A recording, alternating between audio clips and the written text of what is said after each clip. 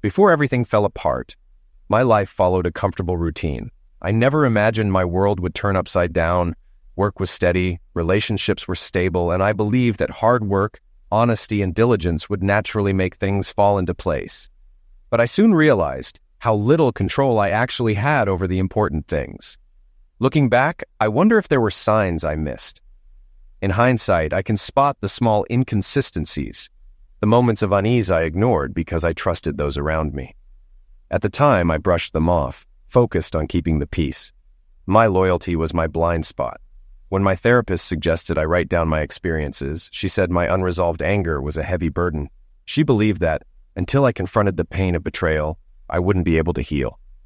Even now, I struggle to find closure, seeking answers that seem unreachable. My life is stuck, unable to move forward. She encourages me to view things differently, hoping I'll rediscover who I am beneath the hurt. Whoever he is, I don't know him, she says. That's my problem. My name is Robert Benson, 34 years old. I was a middle manager at an engineering firm designing machines. It was a family-owned business, so I knew I wouldn't move up since I wasn't family. The events I'm about to share led to my leaving the firm. I've been told I'm one of the good guys, hardworking with a sense of humor.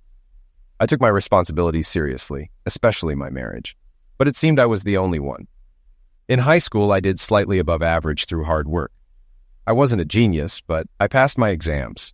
I had close friends who supported me. I wasn't a ladies' man, but I treated women well and took no for an answer. I dropped out of high school and began working for the firm as an apprentice while studying engineering at community college. I always enjoyed building things, from Duplo to Lego to Meccano and now computer design machines. My friends joked about my love for gadgets. I even wore one, a camera badge, at a party, which turned out to be more useful than I anticipated. At the end of my freshman year, my friend Bill convinced me to go to a party where nursing students hung out. I wasn't expecting much, but went for the live music. Bill's friend introduced us to the girls, and I was surprised when one of them, Carol, started talking to me. We danced, laughed, and she asked to see me again. I agreed, not knowing it would later show how naive I was. We started dating, and I felt emotions I'd rarely experienced. Carol took my breath away, and I missed her when she wasn't around. My parents teased me about it, but they were happy to see how much joy she brought me. I worked harder to show Carol that I could be someone she'd respect and maybe even love. We often talked about the future. She wanted to become a registered nurse and worried that having kids would interfere with her career. I told her having children could actually help, giving her valuable experience. We discussed it endlessly, but she was firm in her decision. My parents, especially my mom, who adored Carol, advised me to follow my heart. Carol was close to her sister Carrie, and after her night shifts, she'd often spend several days at Carrie's house 2 hours away. She'd tell me I was too busy to miss her, but I always did. I eventually gave in to Carol's no-kids condition, and we married 3 years after meeting on June 16, 2009. Bill was my best man, and Stephanie, no longer with Bill, was Carol's maid of honor. Carol looked stunning in her ivory satin dress, smiling at me as she walked down the aisle. I couldn't stop grinning. After the wedding, Carol moved into my house, which I had bought from my grandparents and fixed up myself. However, we had a disagreement over finances. Carol wanted to keep her own bank account, so we opened a joint account for shared expenses like bills and vacations. I lost that argument too. The first few years were good, though not perfect. We attended Carol's nursing class reunions, and while I was sometimes away for work, I felt out of place at these gatherings. Carol danced with a few doctors, but I didn't mind. I became friends with some of the husbands, and we bonded over golf. Occasionally, I went on golf trips that overlapped with Carol's reunions or her visits to her sister, which bothered me. Carol didn't talk much about her career, saying she was content as a regular nurse and didn't want the extra responsibility of a promotion. We planned most of our social life around her friends, but I still spent time with Bill and others for drinks. Carol sometimes joined us, and we enjoyed dancing, eating out, and weekend trips to Glasgow or Edinburgh. We also took vacations to beautiful beach destinations, though Carol preferred conservative swimsuits. We rarely argued. When we disagreed, we'd talk it through, and sometimes I'd win, sometimes she would. It never affected our relationship. In private, Carol could be adventurous and bold, and we tried new things together. Every day, I found myself loving her more. As our 10th anniversary approached, I wanted to plan something special.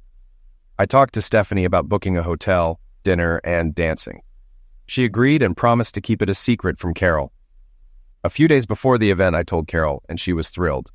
The next thing I knew, we were on our way with friends. At the hotel, Carol and Stephanie were deep in conversation, while Brian and I talked golf. Later, at the hotel nightclub, Carol spent most of the night dancing with me. But at one point, while we were dancing, a man tapped my shoulder, and when I turned around, Carol was in his arms. I was stunned. She looked at him with a happiness I'd never seen before. I walked back to the table, shocked, and Stephanie, clearly pleased, said, "Robert, it's great you let Carol dance with her first love. He was supposed to claim her at your wedding, but he didn't show." I was furious and demanded to know what was going on. No one would look at me except Stephanie, who smiled with contempt. I yelled at her for setting this up and ruining my evening. Carol heard me and pulled me into the hotel lobby. What she said next shattered me. "Robert, the man I danced with is Bruce Benning, my first and only love," she confessed. She explained they dated before we met, and though he was becoming a neurosurgeon, they stayed in touch. She loved him, not me, and said that's why she didn't want children with me. She knew she would eventually leave me for Bruce. Now she was leaving to be with him. She said she had loved being with me, but if Bruce hadn't returned, she would have stayed with me forever. My world crumbled. I felt sick, and before I knew it, I threw up. As I saw Bruce walking toward us, I snapped. I screamed at Carol, calling her names, and demanded she give me her wedding and engagement rings. The others were shocked by my anger. When Bruce approached, I warned him to stay away or he'd never use his hands again. I turned on everyone, accusing them of enjoying watching my humiliation. Then I looked at Carol again, filled with rage. I demanded the rings again, and she, seeing how dangerous the situation had become, handed them over. I stormed off to our room, grabbed my things, threw her clothes in the trash, and urinated on them. Before leaving, I gave my keycard to the receptionist, telling her Carol would pay the bill. Looking back, I regret not apologizing for throwing up in the lobby, but I doubt I'll ever return. I drove home in a daze, not remembering the trip. Once there, I calmed down and felt the need to act. I disabled the garage door opener, grabbed trash bags, and headed to the bedroom. I emptied Carol's closets and drawers into the bags, finding 2 keys, one for the vault, the other for a safety deposit box. I also went through her jewelry and papers, but found nothing suspicious at that moment. It was past 2 a.m., but I couldn't calm down. I searched online and found the storage facility she used. I went there wearing gloves to avoid leaving prints. What I found inside ripped me apart. I photographed everything and picked the locks on 2 cabinets. One contained Carol's secret plans, which shocked me, and the other was full of files on Bruce Benning, confirming my suspicions about him being a selfish, heartless narcissist. I returned home, bought new locks, and changed them before heading to the bank. In the safety deposit box, I found bonds in Carol's name. I photographed them, wondering where she got the money. Soon after, Carol texted asking to pick up her car. I replied, reminding her the car was in my name and I'd use it until the lease expired. I warned her not to bring Benning, and I threatened to burn her clothes if she didn't want them. Her sister called, shouting insults, so I blocked her. Though I hadn't planned on it, I ended up burning Carol's wedding dress in the fireplace, watching it turn to ashes like our marriage. An hour later, Carol arrived with Stephanie and Brian. Brian quietly asked how I was. I laughed bitterly and said, "What do you think? I'm furious with all of you for covering for her and with myself for being fooled by her." Carol looked irritated when I called her a promiscuous, as if she expected me to act normal. "Robert, I know you're hurting, but this isn't like you. You ruined the clothes I was going to wear for Bruce. I'll get my things and leave you alone. I've always loved Bruce, and you deserve someone who will love you and give you children. I really enjoyed our time together. If I hadn't met Bruce, I would have been happy with you. Can I have my wedding ring back as a reminder of the good times?" I yelled, "No! That ring has been in my family for generations. My mom cherished it, and you were supposed to be the one. I haven't even told them what a deceitful promiscuous you are." Carol flinched at my anger. As she loaded her bags with Brian and Stephanie's help, she asked about the wedding dress. "Check the fire pit," I said. When she saw the ashes, she cried, and Stephanie called me a prick. I snapped back, "She can't wear it for that a-hole now. Those are the ashes of my marriage. Who the hell do you think you are?" Brian stayed silent, clearly uncomfortable. Carol asked if she could check for anything I missed, and I agreed. While she did, I told Brian, "We won't be defending any more titles." He nodded. Carol came back down, speaking softly. "I'm sorry, Robert, but I've always loved Bruce. You'll find someone who truly loves you and will give you the family you want. This is for the best, even though it hurts." They left, and I went to bed exhausted. Later, my mom called, accusing me of striking Carol. Apparently, Carol had shown her pictures of supposed injuries. "Mom, she's lying. She's been having an affair with Bruce for years, and now she's trying to take everything. I've never raised a hand to her or any woman. You can believe her or me. But if you side with her, you'll lose me forever." I hung up. The battle had begun. After dinner, I returned home, ready to organize all the information I had. Following the money trail, I checked our joint account, and what I found was revealing. Carol's password book proved invaluable. I spent the rest of the evening and Sunday sorting through everything and changing all my passwords. "I've been played," I muttered, pacing. Every time she visited her sister, I was away, either competing or on vacation with my so-called friends. The realization hit me hard. She had been cheating the whole time. Monday morning, I arrived at the office early to check my leave balance. Sandra from HR noticed something was wrong. "Robert, are you okay?" she asked, concerned. "My world exploded. Friday was our anniversary, but she set it up for her lover to take her away right in front of me," I explained. "She's been seeing him for 13 years, accusing me of misuse now to destroy me." Sandra hugged me, saying, "I know you'd never hurt anyone. Call me if you need anything. There are people who know the truth." As I returned to my desk, my boss called me in. "Carol came to my house with pictures of you abusing her," he said accusingly. I replied, "Do you really believe that lying strumpet over me? Fire me or I'll leave now. I'm due 9 weeks of leave." He was stunned, but I didn't care. I resigned on the spot, sending my letter through internal mail. Later, I found more evidence from financial records showing Carol had been staying at a hotel 3 hours away, claiming she was visiting her sister. I packed up and drove there, enjoying the car even more knowing it annoyed Carol. At the hotel, I asked to speak to the manager. I knew it was a long shot to get information, but I explained that the man she was with was likely involved with another woman as well. Though they couldn't help without a court order, I wasn't surprised. After the manager left, the receptionist leaned in and spoke quietly. "I know the couple you're talking about. They've been here many times. He's a real arrogant idiot. I'm an old friend of the woman he's been stalking. He forced her to sell everything to get his money. I can put you in touch with her lawyer.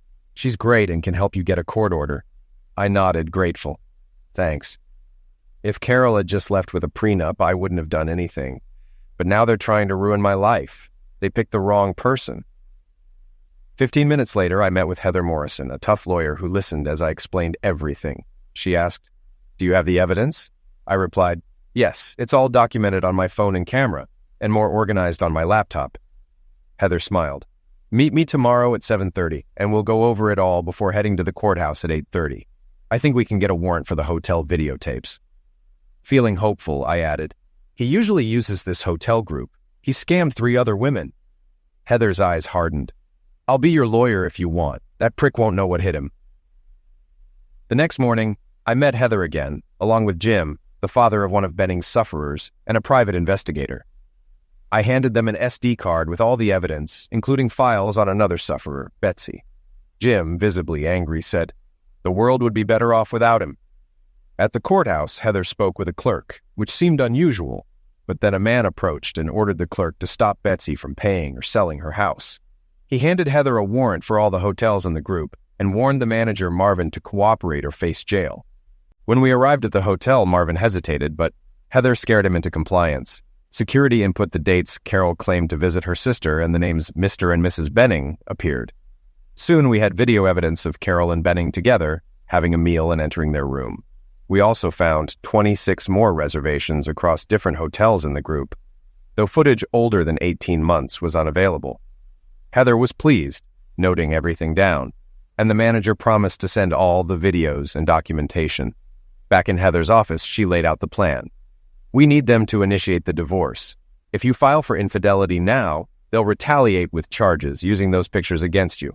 Let them file first, and we'll dismantle their case with the evidence we have."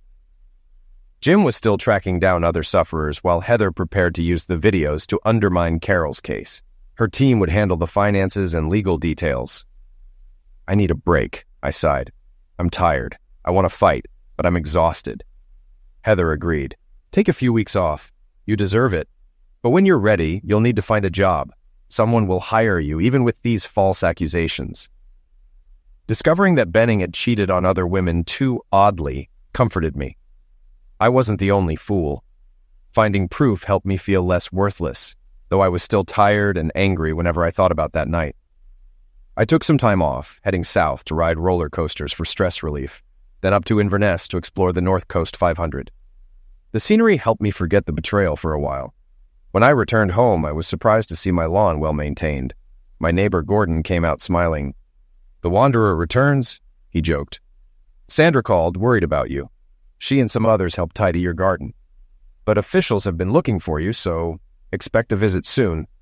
I thanked him and promised to drop by for a beer after shopping. Over the next few weeks, Sandra and I talked regularly, but she never brought up Carol's lies. She just listened when I needed to vent, for which I was grateful. One evening, while Gordon and I were chatting, a court messenger arrived with divorce papers. He smirked as he handed them over. I smiled back, saying, "I hope the sheriff hates liars as much as I do." I immediately called Heather and sent her the documents. She reassured me, "Don't worry, Robert, we've got this." 7 weeks later, I was waiting in court with Heather for the divorce hearing. Jim was there too, looking happy and hugging me as I arrived. I sat next to Heather and Jim, with Sandra, Josie, Michaela, Gordon, Bill, and a few other supportive friends behind me. My brother Dan had offered support but couldn't come due to work in a falling out with our parents, who believed Carol over me. Carol's co-workers, Stephanie and Amy, sat behind her, and Benning stood next to her, grinning. His confidence wavered when Heather and Jim arrived. My parents were there, supporting Carol. I ignored their stares and Carol's glances. Bill quietly called her a powerfully dressed promiscuous, which I imagined earned some looks from Carol and Stephanie. Carol's attorney, Miss Johnston, began confidently, stating that Carol admitted to infidelity, but only after enduring misuse during the marriage. She asked for 10% of the joint assets and a divorce based on spousal misuse, aiming to have the judgment in Carol's favor. Heather could barely contain her laughter. Heather stood and addressed the court, explaining that there had been no mediation due to Carol's actions and agreeing to let Miss Johnston present her case first, as long as she could cross-examine witnesses. The sheriff agreed. Heather then outlined our case, emphasizing that Carol's lies were deliberate and intended to destroy my reputation, career, and relationships. She explained that Carol had caused me to lose my job and strain my friendships and family ties. Heather firmly stated there was no spousal misuse and they would prove it. When Carol took the stand, I kept my eyes forward. Carol's lawyer asked her about our relationship, and she claimed I became violent because I didn't like her working nights, accusing her of cheating with doctors. She tearfully described how I allegedly punched her and how she used makeup to hide the bruises, seeking refuge at her sister's house. She said her sister took pictures for the divorce. When asked if she was having an affair, Carol admitted it, explaining how she reconnected with Bruce, who was kind and supportive, helping her feel whole while she was being bullied by me. The lawyer guided Carol through every detail of her affair with Benning, right up to the anniversary dinner. She claimed I had threatened to rip off her finger for the ring and to break Benning's hands. Carol insisted my anger and cruelty scared her. She said she only wanted the engagement ring back and described her devastation upon finding her clothes trashed and her wedding dress burned. Her lawyer looked smug as she recounted it all. Next, her sister Carrie, Stephanie, and Benning testified, painting me as abusive. Carrie confirmed she had taken photos of Carol's bruises, which made Heather quietly smile. By the time Benning finished, it was late, and the judge called a recess. As I left the courtroom, Sandra loudly declared, "I've never heard such disgusting lies," and hugged me, along with my other supporters. My parents, siding with Carol, glared at me. The next morning, Heather cross-examined Carol, calling her by her maiden name, Reese. She asked Carol about meeting Benning and whether her affair story was true. Carol blushed and said yes. Heather then played a recording from our anniversary dinner where Carol had told me, "You've been the best husband anyone could wish for." Heather asked, "Are those the words of a misused wife?" Carol awkwardly claimed she was trying to show she cared, but hated me for my bullying. Heather pressed on, pointing out that Carol had acted like a loving wife during our anniversary, while secretly plotting with Benning. She played another recording where Carol admitted, "Robert, the man I danced with is Bruce Benning. He is my first and only love." The courtroom gasped as Carol revealed that she had always loved Bruce, even while married to me. She admitted he was the reason she didn't want children, as she planned to leave with him. Heather then presented surveillance footage of Carol outside our home and evidence of her hotel stays with Benning, challenging Carol's claims that she had been at her sister's house on certain dates. The video and reservation records proved she had been with Benning at hotels instead. Finally, Heather confronted Carol with the lack of any visible bruises in all the footage. She hammered home that Carol's claims of misuse were lies, exposing her affair as a willing, long-term deception with Benning, not the result of any mistreatment. Carol's face turned pale as Heather delivered the final blow. "You weren't saved by Benning. You were his willing partner." Carol shot a furious glare at Heather as muffled laughter spread through the gallery. Unfazed, Heather grew more intimidating. "Let's review that financial story you brought to court. According to your agreement with Mr. Benson, both of you were supposed to contribute part of your salary to a joint account. But that's not the full truth, is it? You wanted to hide your income from Mr. Benson, preparing for the day you might leave him. You lied for years, playing the devoted wife while secretly planning your exit." Heather hit another button, revealing Carol's bank statements on the screen.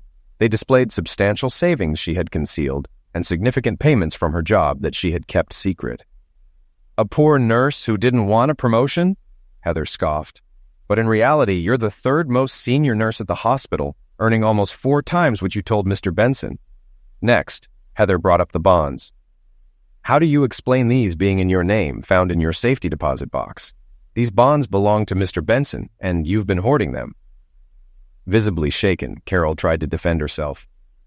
"I was protecting myself after his misuse," she muttered. Heather wasn't buying it. "These are verified facts, Miss Reese, and they prove you've been lying. You want your wedding ring back? An adulteress wouldn't expect to keep it, would she? Is it sentimental? A reminder of the good man you threw away?"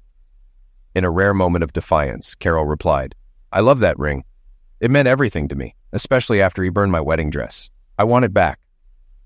Heather pressed another button, showing a picture of Bruce Benning and Carol at a hospital event 9 months before her marriage ended. The image captured Carol proudly displaying a new engagement ring. Heather's tone turned icy. The newspaper beautifully described the event. Mr. Benning proudly showed off the unique engagement ring he gave his fiancée. It's strikingly similar to the one Mr. Benson mistakenly gave to a woman claiming to be his fiancée, isn't it? It was all a performance, wasn't it, to make Benning seem committed, securing a doctor's wife for his career? Carol sat there, speechless, as Heather continued. "Benning will keep you around as long as it benefits his professional ambitions. When he's done with you, he'll discard you, just like he planned. Still upset over your wedding dress? Did you plan to wear it if... No, when Benning marries you?" Carol's response was barely a whisper. "No," she said, but the tears followed. The gallery murmured, and it was clear to all that Carol's lies were unraveling. Heather wasn't done. She turned to Stephanie, who had stood by Carol's side throughout. "Stephanie," she began calmly, "how long have you known about Carol's affair?" Stephanie turned pale. "The affair was with Robert," she stammered. "Carol has always been with Bruce." Heather's smile was cutting. "Why lie for her?" "I didn't lie," Stephanie shakily replied. "I just repeated what I was told." Heather's questioning tore through Stephanie's defenses until there was nothing left to hide. Carol's entire web of deceit was collapsing, the truth exposed for all to see. Heather asked, "Have you ever seen the bruises Carol claimed she had?" Stephanie hesitated. "No," she admitted. "She was just so upset, and I believed her." Despite numerous questions, Stephanie refused to admit she had been a fool, standing by her friend. Heather was relentless. Stephanie had no way out. Finally, Heather asked, "Do you know how to tell the truth? How many boyfriends do you have? Do you plan to pull the same stunt with your husband when something better comes along?" Stephanie was stunned. "I love my husband. I wouldn't do that." Heather pressed another button, displaying a video of Stephanie and her husband, Amy Grant, leaving the room and meeting Carol and Bruce. Stephanie collapsed on the counter before fainting. Amy yelled from the gallery, "You damn liar!" and stormed out. It seemed Brian and Grant were about to find out what had happened. Heather turned to the sheriff. "May I call another witness before cross-examining Bruce Benning? Their testimony will clarify things for the court." The sheriff agreed. As I later learned from Bill, Benning appeared to have had a heart attack. When Heather called Samantha Wiseman, a woman I'd never seen stepped up to the podium. She looked flawless, like she walked straight out of a cosmetics ad. Heather smiled. "Miss Wiseman, what's your profession?" Samantha answered cautiously. "I'm a creative, working in theater, film, and TV. I create textural effects or use makeup to enhance events." Think of street artists who create illusions like giant holes in the road or trains bursting through walls. I can make people look like that. Heather continued. Do you know Bruce Benning? Samantha responded carefully. Yes, I met him in Bristol. My son Alan had a benign brain tumor, and Mr. Benning performed the surgery. It was a success. That was 8 years ago. Heather asked, how did Mr. Benning learn about your skills? Samantha explained, after the surgery, Alan's motor skills were impaired. I helped him regain control of his arm and hand by sculpting monsters with plasticine. Mr. Benning walked in and was fascinated by what I was doing. Heather pressed on. Did things go beyond that? Samantha replied, yes, it was around Halloween and he asked me to do his makeup for a party. He wanted to look like an abusive spouse because his friends always said he was too serious and never got a joke. He said his reputation was unfair. He claimed he wouldn't stand for a woman telling him no or showing superiority over him. It would prove to everyone they were wrong. I did his makeup for 3 parties that year, and each time the bruises were a different shade. I've done it 3 more times since then, spaced a few years apart. Heather asked, besides Mr. Benning, do you know anyone else in this courtroom? Samantha glanced around and replied, Carol and Samantha. I did their makeup for some parties in Liverpool last year. They said their husbands would never touch them, but they were curious to see how their friends would react. Heather pressed a button, and images of Carol and Samantha appeared on the screen. They must have been Samantha's work, showing the entire process. Neither woman had a mark before she started. By the time she finished, it was believable enough that I thought I had strike Carol. She's incredibly talented. I almost laughed when I realized the photos Carol showed in court were the same ones. Heather stammered, so all those photos are of your work, and none of the bruises are real? Samantha answered, when they arrived, they were spotless. When they left, they looked knockin'. Heather asked, did you know what your work would be used for? Samantha was shocked. No, I'd never be part of that. If I had known, I would have told the truth. Heather simply replied, thank you. Miss Johnston had no questions. She looked shocked and defeated.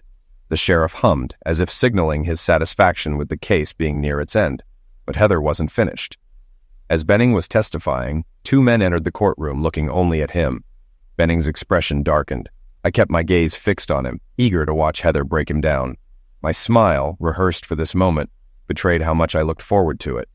Heather began, Mr. Benning, you had an affair with Miss Reese before she married Mr. Benson, didn't you? Benning replied arrogantly, no, I only stepped in to help her. Heather dismantled his lies bit by bit. His arrogance made me shudder. He only loved himself, constantly flaunting his achievements. When Heather finally cornered him, the metaphorical trapdoor opened. Heather grinned. Yesterday, you claimed you became physical engaged with Miss Reese only after her husband attacked her. But today, I've shown the court years of evidence of your secret meetings in hotels, some lasting for days. She laughed at your attempts to seduce her. Benning, furious, retorted, no, we only became physical engaged recently. Heather continued, hotel staff often complained about the noise coming from your room. Those moose screams during your physical engaged moments. Are the hotel staff lying? Benning stared at her as she listed the many complaints. Heather smiled and added, there's more about your behavior. Heather started to conclude, you've lied to cover up your affair with a married woman. You've lied to your employers, claiming all of this is a fabrication. Are you truly a surgeon, or is that another lie? Benning, growing angrier, shouted, I am a surgeon, one of the best. Heather laughed. You may be skilled with a scalpel, but as a human being, you're deplorable. She pressed a button, displaying pictures of Benning's past abusive relationships. The accompanying letters showed how he had manipulated 4 different courts into granting him financial settlements from women like Betsy, whom he had pretended to befriend.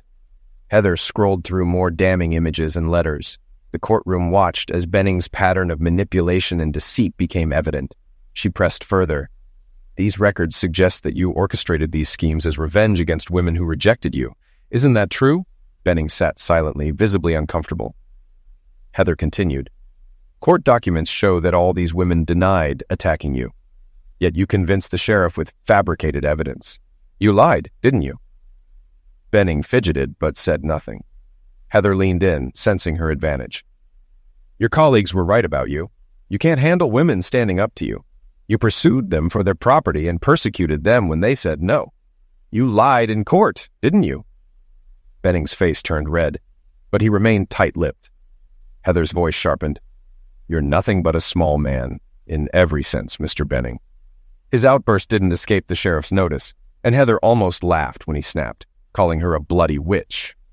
Unfazed, Heather pressed on. "You've lied your way through this entire case, and now the truth is out. Your arrogance is crumbling, and you know what's coming next." She gestured to the two men in the courtroom. "Do you know who they are?" Benning's eyes widened as he glanced at them. Heather smirked. "They're here to arrest you." She wasn't finished. "You didn't just lie about your relationships, you plotted to destroy people's lives. Let's talk about Carol now." She displayed records of Benning's meetings with Carol, their correspondence, and their plans. "You denied communicating with her during this time, didn't you?" Benning stammered. "We weren't," Heather cut him off. "But here's a detailed plan where you conspired to accuse Mr. Benson of attacking Carol. You created this to ruin an innocent man's life." At this, sobs echoed through the gallery. Carol's lies were fully exposed, and the tension in the room was thick with emotion. Heather pressed on, relentless. "You were planning to destroy him, weren't you? His career, his marriage, everything, and you thought there'd be no consequences?"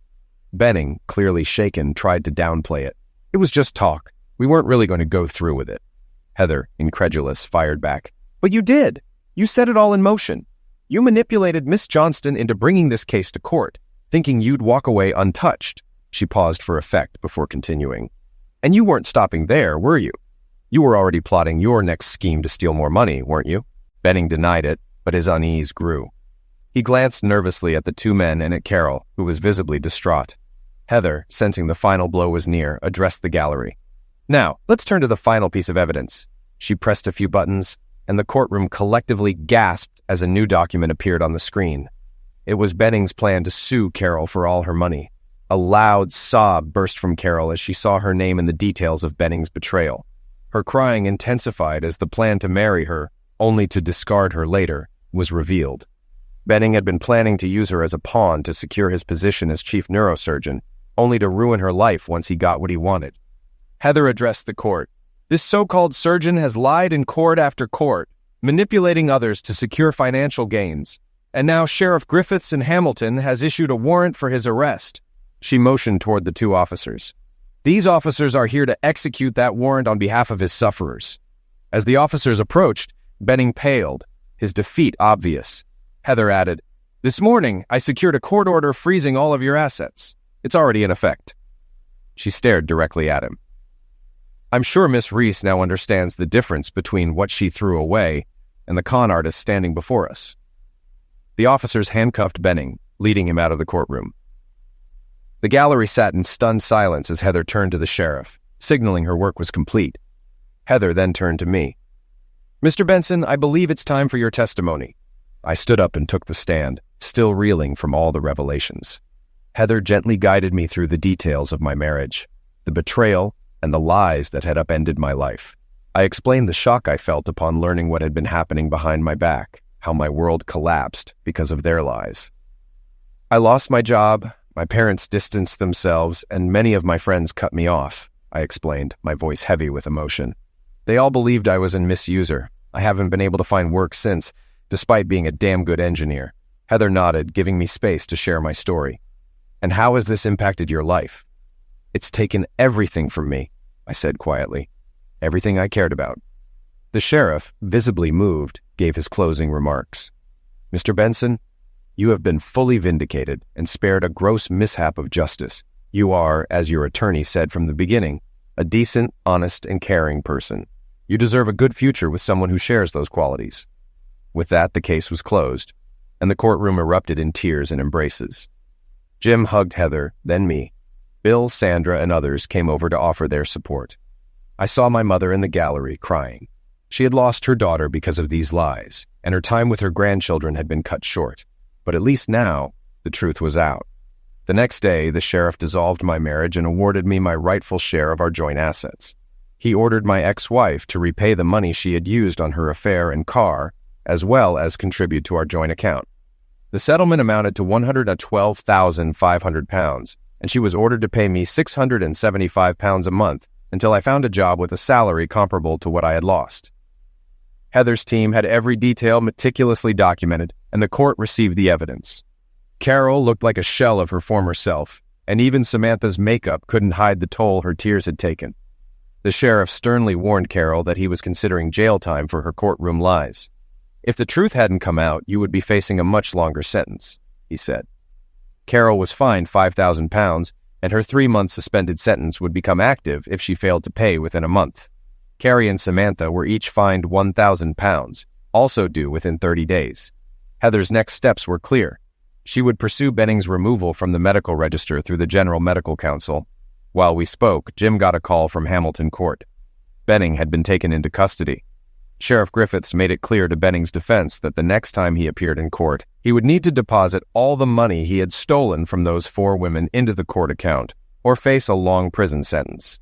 Additionally, he would be responsible for covering all court fees and any other justified expenses incurred due to his false claims. Even with those payments, he was still looking at prison time. Heather also planned to appeal to the nursing board about Carol's behavior, though she knew it would likely fail since Carol hadn't misused her position like Benning.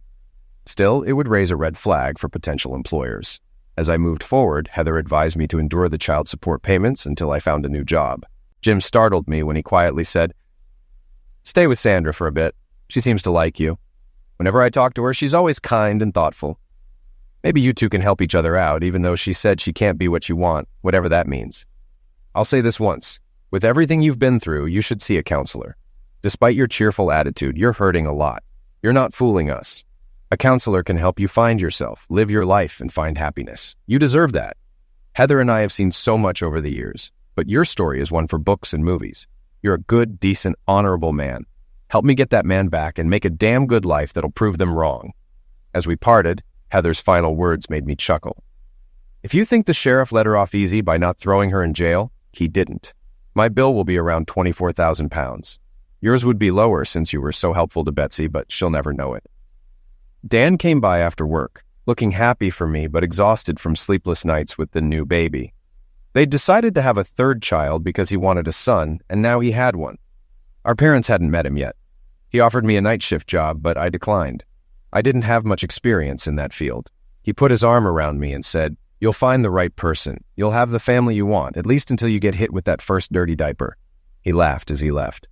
Later, Sandra, Josie, Michaela, Gordon, Bill, and a few others came over to celebrate with drinks. It felt great to have some fun. Josie surprised me by asking me to dance. She smiled, pulling me closer. "Take a chance with Sandra. She's always had feelings for you. You two would be a good match, and if not, Michaela or I will scoop you up." She laughed, pretending I'd stepped on her foot as she waddled away. Sandra was the last to leave. "Robert," she said, "I told you before that if you ever needed anything, I'd be there for you. I still mean that. I wish I could be the woman you need. If I had been, maybe Michaela, Josie, and the others would have been great friends. Or more. You're too good a man to be alone. I've seen how you are with other people's kids. You'll make a great dad. Do what you need to find that love. Maybe we can help each other. I was too young and didn't know myself well enough to help you back then. You meant a lot to me. You were my first love, not just a crush. Jim suggested I see a counselor to find myself. Maybe we should both go and see what happens. I have a void. I don't know who I am." Sandra smiled. "Robert, if we do this, it's only because I want to be with you as a partner, and maybe someday as a mother, you deserve that." She sighed.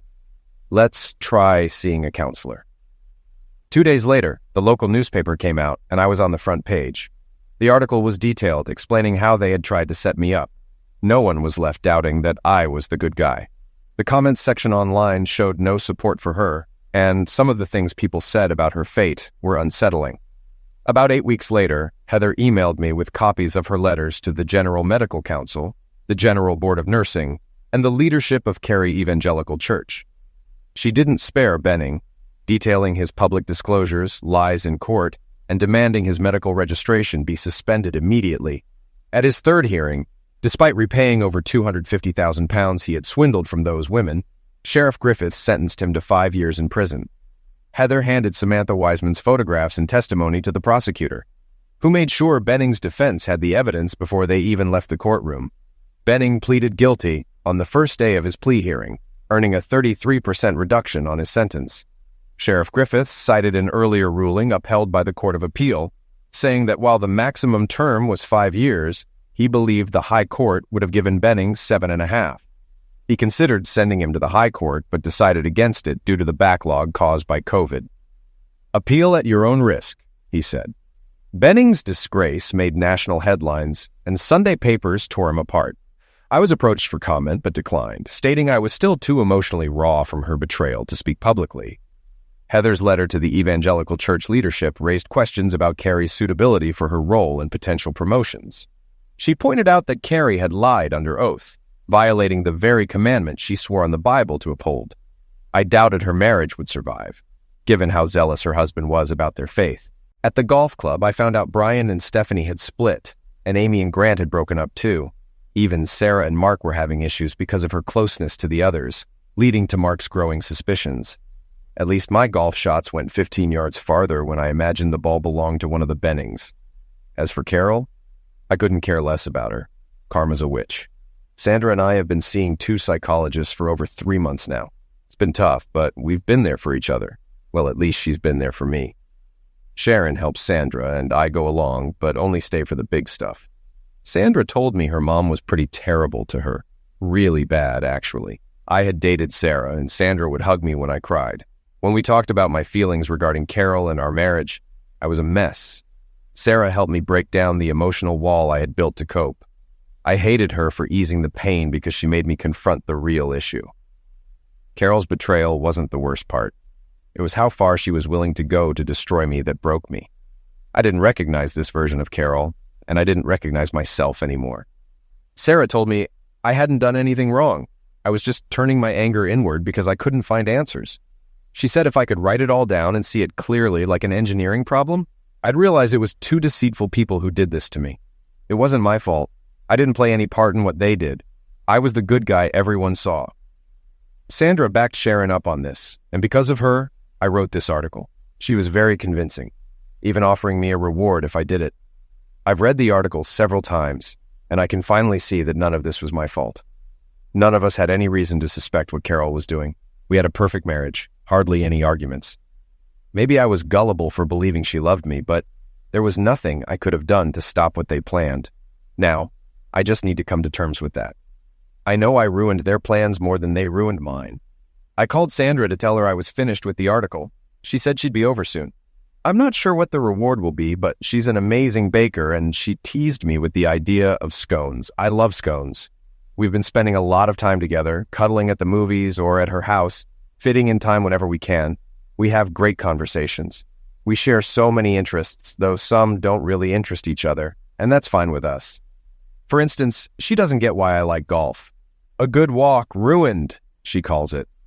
A few weeks ago, Sandra talked to Sharon about her love for kids and her hope of having some close by. Sharon's helping her with that, as our last session showed. So maybe she sees a future there. There was a knock at the door, and it was Sandra. She looked nervous, so I took her coat. She gave me the strangest look, her lips tight like she does when she's stressed, and she looked terrified.